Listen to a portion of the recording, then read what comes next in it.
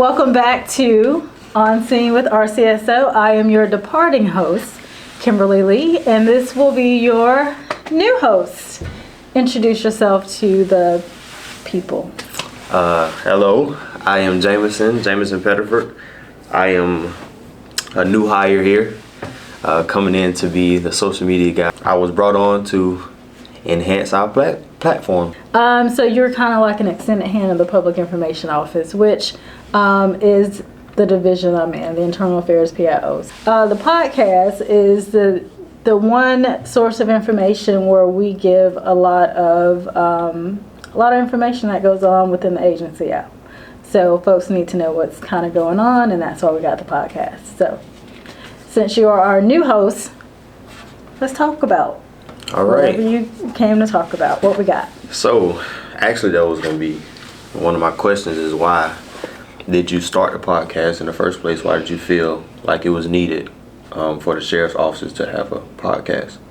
Well, my original, and I've said this in a couple of other ones, my original one was to start off with like a cold case podcast. I watch a lot of Dateline and news shows like that. One of the things that I kept seeing a trend was law enforcement officers or agencies were getting podcasts to solve those crimes. Because people are, of course, when you look at cold cases, of course, those are the old cases that kind of have no movement to them. And one thing that people realize is people are transient. They don't stay in the same places. So one of the podcasts I looked at or listened to, they actually captured a suspect that was just moving from place to place, and somebody heard it on a podcast and they were able to capture them. So that was like my main reason for wanting to do the podcast, is kind of get some movement on some cases, because families kind of feel like, you know, once their case, there's no more movement, that we've forgotten about them. All right. And that's not the case, and that's not true. So to kind of get some closure to those families, but not just closure, but to let folks know, like, we're still trying to solve those cases, and we're reaching out to a bigger area, not just like the Augusta area or our local news, but anywhere that person could be or witnesses could be, that, you know, maybe they moved from the area. So that was the main goal. And then the sheriff took it, and he was like, well, you know, we need to tell our story. So we have so many divisions here. It's not just CID or the Criminal Investigations Unit or just Road Patrol or just the jail. We have a lot of divisions here that people just don't know about. So that was the kind of second goal of the Sheriff's Office, is to tell our story. And in the past, how do you think podcasts or social media or each platform that we have, how do you think it's been doing in the past with telling our story? Because we hadn't had anybody focus on doing that 24/7 or 8 to 5 or however you want to look at it, we hadn't had anybody to kind of look at it, make it to where the public, it's appealing to the public. It's just, okay, we'll throw up a bolo here, you know, we might put an event here, but there, like I said, there's so much more about our agency than, you know, just us looking for a suspect, or, you know, we're having an event here. We have so many people to highlight, that somebody that's in this position can do that and reach out every day to that population that does look at podcasts or listen to podcasts, or, you know, they go straight to social media for their news. That's true. I don't know a lot of people who kind of look at the news anymore. I don't. Or have regular TV anymore. It's I wake up, I turn around, and I just go straight to Facebook. That's where I get my news from. So that's your job. I say that all the time. You're like, what should I do? Do your job. Yeah. Get us listeners. Post. Figure this thing out so we can, you know, get out there to the public and get some participation. So do you think, with me being a civilian, this is a civilian job, do you think it was a better turn, so to speak, for it to be a civilian job rather than a certified deputy job? We'll see. Yeah. We hadn't gotten there yet. But I think the link to the community I think you pick on me all the time. And I'm like, oh, I come up with this great idea. Well, I think it's a great idea. You're Right. like, that's boring. that's not gonna work. I'm like, what do you mean? Yeah, police will look at that. But That's true. I don't think anybody else would. So I think it's good. Even my daughter, y'all are about the same age. I came up with this great idea with her, and I was like, hey, I think we just pitched it to, like, what if we do a basketball tournament? She was like, nobody's gonna go. It's like, why? Well, because it's a sheriff's office and nobody wants to deal with. Oh, what do you mean? Like, people love that stuff. But you have a perspective that we kind of don't have anymore, because you have that connection with the civilians. So I think the more, because you're not our only civilian hire. Right. So the more we integrate civilians into the field of law enforcement, I think we'll be able to have a better bridge to the community than what we have now, because we're focused on fact, this is what it is, this is what we do, and there's an area there that we're not tapping into, that I think the civilian voice will help us with. Okay. Now, with that being said, how you said y'all are fact, and y'all mindset, do y'all think y'all do sort of like corruption, like changing civilians' mindset once they come into the workplace, the same workplace, because we're in here together. So we do have to see how y'all think, and we see how y'all work behind the scenes. But do y'all think y'all are changing like civilians' mindsets purposely, or is it just a thing of like us being around each other? That's a good question. That one I don't know. I hope that, like I said, I hope that the more we integrate civilians in, we have that working dialogue. So if they see something maybe that we're doing, and it looks a little off or weird or something, it's like, hey, why'd you do that? Or, why was this your response? And if they see it a different way, we'll be able to take that and kind of apply it to our practices. But that's one of the reasons why we do try to reach out to the community, is so we can have that feedback and that talk when we're not responding to a call and people are not in crisis. Because, that's the time to have those conversations. We have CPA, which is the Citizens Police Academy, which we bring civilians in to look at what we do here in law enforcement, so we can have that dialogue, and so we can have people in the community to be that bridge that's not working here but volunteer here. And I feel like all of our programs here kind of try to do that when we invite civilians in. So hopefully that's working, and hopefully they're open to the dialogue, but we also have to be open to listening to them too. Our response should never be, well, that's the way we do it. It should be okay, I see I see where you're coming from. Let's see each other for where we are. Okay, so knowing you, or getting to know you from these past couple of weeks that we've been working together. Yes. I know like the high school you come from, and Glen Hills. right? You can and say it. I came from Glen Hills Middle, so it's not really, much off. You know what I mean? So I just want to know, like with mindset, again, back to mindset, the difference in the way we speak. You know what I mean? I'm not, I'm professional, but I'm not as professional as you are. You know what I mean? Because you've been here for a while. So it's like a thin line between what we can and can't do, what you can and can't say, or even from the inside looking in or the inside being in. You know what I mean? It's a thin line. So explain, Hike, how you're supposed to walk that thin line with me being a civilian and you being certified. Well, first you need to give me an example, but let me. It's funny you say you went to Glen Hills Middle School, right? There was no Glen Hills Middle School when I was in high school. Yeah. Yeah, so that kind of ages me a bit, so that's kind of funny. Yeah, that grows a gap between us. Yeah, that's a huge gap. But give me an example, because my quick answer would be just my experience in just a career field, not just in law enforcement, which I've been here 10 years, which is, I look at it and it's not even long. when I look at veteran folks that's been here for 20, 30 years. We just did service awards. Mm-hmm. And I think the person that was here the longest was like, what, 30-something years? Mm-hmm. And that's like a long time. Yeah, it is. So my quick answer is just experience and just being here. But give me an example, because I'm sure there are lots. I know the main one that stick out with me is it was as simple as like a word that I used, or I called a magazine something else. Yes. You know what I mean? So it's like, and you told me.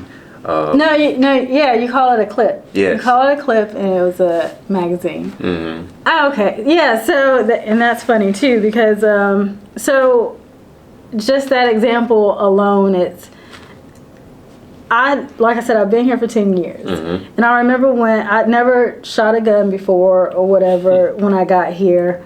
So this world was like totally different for me. Right.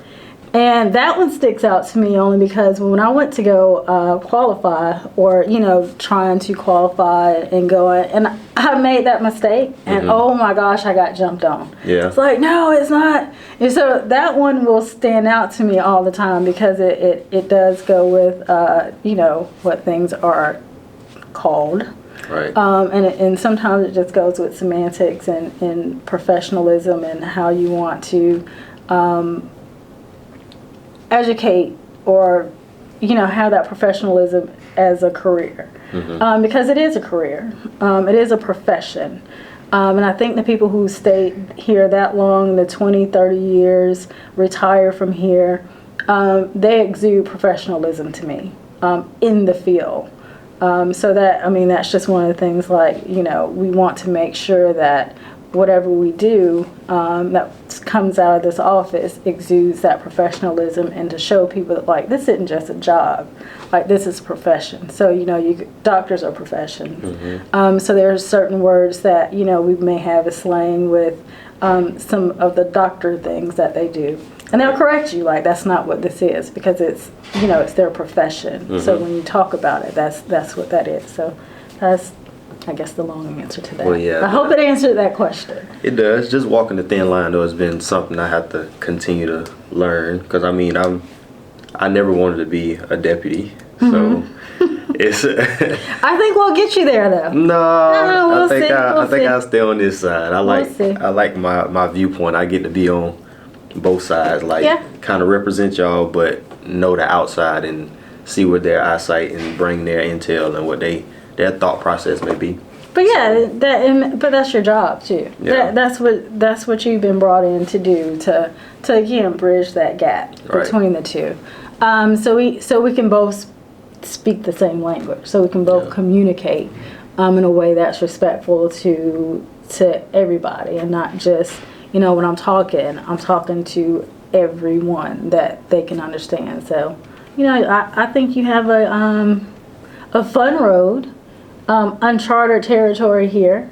Like I said, you're going to be able to make it what you make it. When you get out of your shell, you learn more. But we'll see. When we come back, we'll see in like, what, a couple years at your graduation ceremony. When you become Deputy Pettiford. No. What we accomplish here. Yeah. See, I don't think the deputy part is gonna happen. We'll see.